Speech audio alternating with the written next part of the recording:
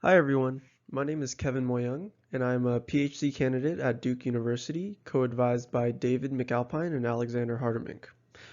I'm interested in understanding how genes are regulated through the interplay of chromatin and gene expression, and our group's focus is to study this mechanistically through the lens of chromatin occupancy. Studying gene regulation has traditionally been done through expression-based studies, but today I'm going to show you how chromatin modulates transcription and how it can recapitulate existing gene regulatory networks and also reveal potentially novel regulatory interactions not found in prior studies. When we think about chromatin, we can talk about it in terms of nucleosomes, which are DNA wrapped around histones. And in general, nucleosomes are well positioned, and the density of the nucleosomes reflects the accessibility of the DNA from being bound by factors like transcription factors. When nucleosomes are disrupted, they're no longer well positioned, and transcription factors can bind to promoter regions of genes, as shown here in this example down here.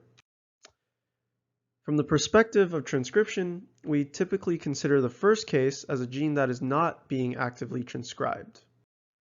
Conversely, in the bottom example, because the nucleosomes are now disrupted at this gene, the TF binding can now recruit other factors and allow polymerase II to run through and transcribe this gene. To capture the chromatin structure, our lab uses a custom MNA-seq protocol to profile the nucleosome and TF occupancies across the genome at a single base pair resolution. This technique is powerful because it's factor agnostic, meaning that it profiles all bound factors and is not limited to a single TF like ChIP-seq, and can give us a very mechanistic view into the chromatin via the individual nucleosomes and transcription factors. So given a particular sequence of DNA, we can use an endoexonuclease called micrococcal nuclease, which is MNase, which acts sort of like a Pac-Man and digests all unbound DNA. The leftover DNA fragments resulting from MNase digestion are only those that were bound by nucleosomes and smaller factors like transcription factors. We can then reverse crosslink, purify and amplify these fragments, and then these fragments are then subject to sequencing. And the resulting data that we obtain is the occupancy and position of the fragments, and in this example we can plot the fragment's length as a function of their genomic position, which gives us a very high resolution view into the chromatin landscape. If we now look at some real data, that's truly the case where we can observe nucleosome and TF occupancies. Here, the points represent the midpoint of each fragment, and the axes are still fragment length in the y-axis versus position in the x-axis. The points are colored by density, so the darker areas represent a higher occupancy for that of a particular nucleosome or transcription factor. So we wanted to first see if we could recapitulate some known biology using this particular technique. In yeast, the galactose metabolic pathway is well studied and is generally thought to be tightly regulated. In the absence of galactose, Gal80, which is a repressor, inhibits Gal4, which is an activator, from binding to the galactose pathway genes, preventing galactose metabolism. In the presence of galactose, however, Gal4 is now able to bind to the promoters of Gal genes and upregulate them. To mimic this process, we deleted Gal80 entirely in the absence of galactose, and it effectively turns on all of the Gal genes. As you can see in the plots on the right, the top row represents the case where Gal80 is present and Gal4 is not bound. We see that the nucleosomes are well positioned and that there's not much going on.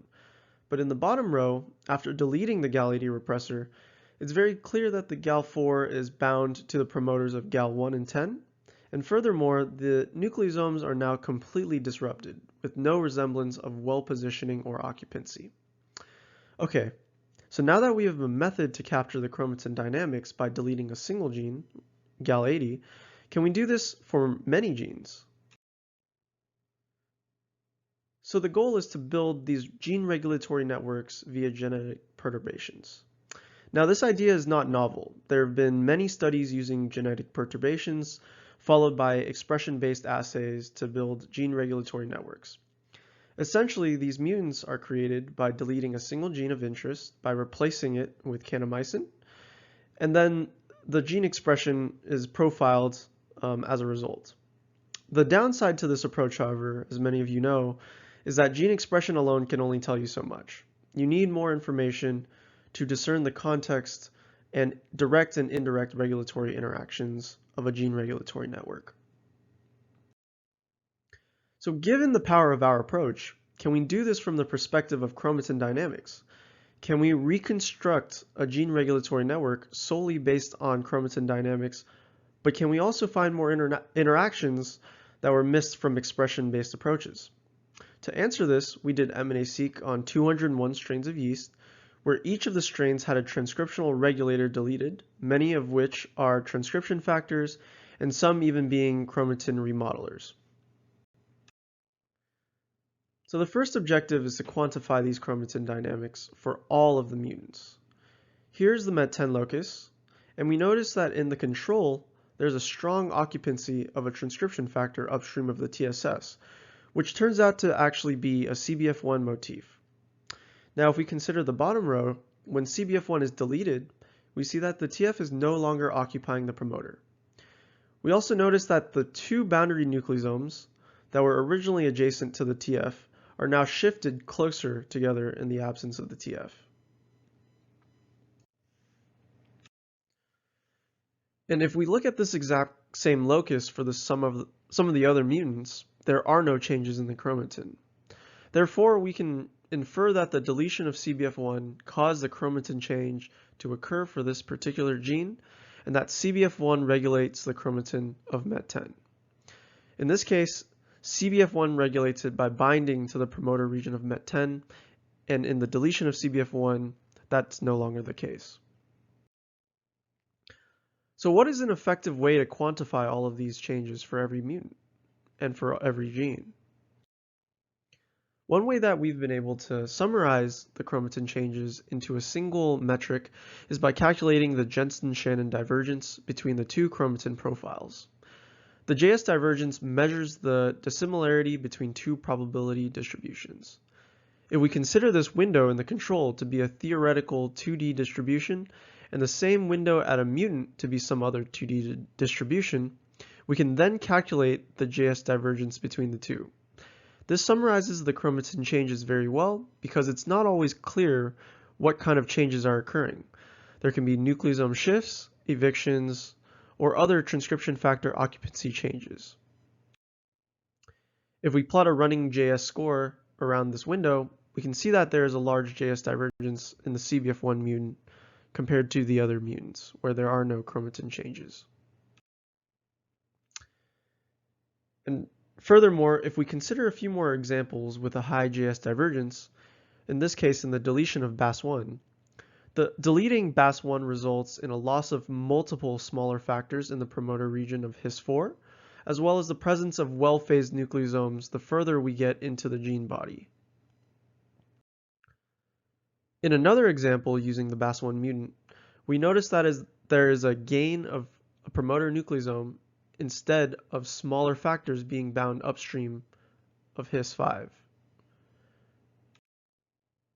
And so if we look at all the genes and compare their chromatin changes with expression data, we find that genes with significant chromatin changes are also highly associated with differentially expressed genes, or in this case, significantly downregulated genes. This is a plot of the log2 JS divergence versus the log2 fold change in expression. The red points indicate that the genes are significantly disrupted in their chromatin as well as being differentially expressed, in this case downregulated, and the triangles indicate whether or not these target genes have the BAS1 motif in their promoters. And many of these genes, I'd like to point out, have been previously found to be regulated by BAS1 in the literature, which confirms some of our findings. To see if there were any consistent regulatory patterns from this mutant, we looked at the most upregulated and downregulated genes. While there aren't many genes that are significantly upregulated as a result of BAS1, we found that genes with significant downregulation showed an overall loss in subnucleosome occupancy, which is most likely caused by the absence of the BAS1 transcription factor from being bound to these genes. In fact, when we consider these genes with motif evidence, that's often the case. And this relationship between chromatin dynamics and transcription are not only exclusive to one mutant in our dataset. As you can see here, there are many transcriptional regulators that exhibit this association. So BAS1's here. CBF1, another general transcription factor, exhibits that same association, as well as many other transcriptional regulators. And now that we've been able to quantify our chromatin dynamics, we can begin to build our own regulatory networks. The network on the left shows genes that are significantly upregulated or significantly regulated in terms of their chromatin changes, and the network on the right is an existing gene regulatory network derived from gene expression alone. When we combine them, we not only find that chromatin can recapitulate pretty much all of the regulatory interactions found from expression, but we now have additional gene targets that were not picked up from expression-based studies. So seeing as we are able to reconstruct these gene regulatory networks from chromatin, the ultimate goal now of our project is to expand existing ones with our data, which provides a much deeper, more mechanistic context into gene regulation. Again, showing two mutants, the edges represent significant chromatin changes, and the colored edges represent significant upregulation and downregulation along with those chromatin changes. The gray edges are now what we're really interested in, as they are chromatin changes that do not necessarily have significant expression changes associated with them. And this part of our work is currently in progress, as we're trying to understand what these changes mean. One of our hypotheses is that these changes represent the cell priming the locus for perhaps a future transcriptional response. To show you a few examples of that, we looked at the DBP2 promoter in the MBP1 mutant, and we found that the promoter nucleosome is almost entirely evicted, perhaps preparing for an additional factor to be recruited to the promoter to start transcription.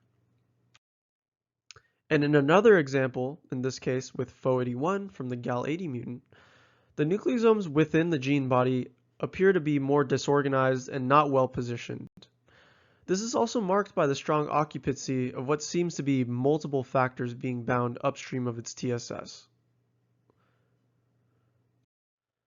So, to summarize, we've developed and used a powerful approach to profile the epigenome mechanistically through the lens of chromatin occupancy, and we've done it in 201 mutant yeast strains with deleted transcriptional regulators. We found that many regulatory networks can actually be recapitulated solely by using the chromatin dynamics that we identified from MNA-seq. And finally, leveraging chromatin dynamics in GRN inference lends insight into regulation that was not previously discovered from expression-based studies. This final point is an area of active research, and I know many of you here are actively participating in this field, so I'm very excited to hear about everyone else's studies. And with that, I'd like to thank the members of the McAlpine Lab as well as the Hardeman Group. In particular, I'd like to thank Dr. Yulong Li, who was the one who generated the MNA-seq dataset of all the mutants.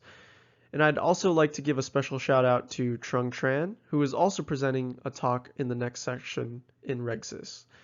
Thank you for listening to my talk, and I'm happy to take any questions.